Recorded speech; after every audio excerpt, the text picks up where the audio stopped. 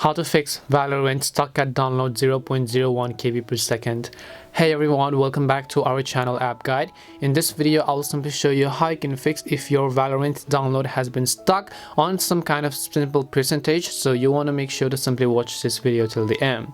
Now whenever you're downloading Valorant, sometimes from Riot Games Vanguard, then most of the cases what happens is that it gets stuck after reaching a certain point, or maybe the internet network speed is actually not increasing.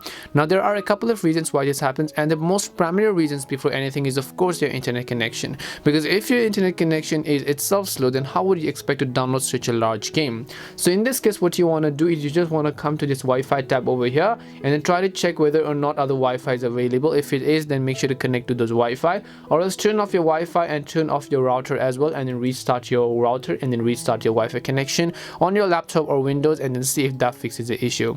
If that doesn't help solve your problem, then what you might want to do is just go ahead and then click on the bottom of the taskbar over here, and then here you will find the option that says Task Manager. You want to simply go to Task Manager, and then once you go to Task Manager, you will see all this sorts of information over here where you need to basically look for the option called Riot Vanguard. So I'm assuming that you're downloading Valorant from Riot Vanguard. So in my case I've already selected it and then deleted it. So let's say in your case this is the Vanguard tree notifications. Just right click on it and then choose the option called End Task or End Processes, as you could see over here.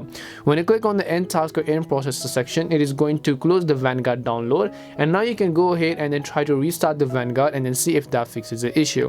Hopefully the solution helps solve your problem. If it did help solve your problem, then make sure to leave a like and subscribe to our channel. If you have got any more questions, feel free to leave them down. Thank you very much for watching, and see you soon in our next video.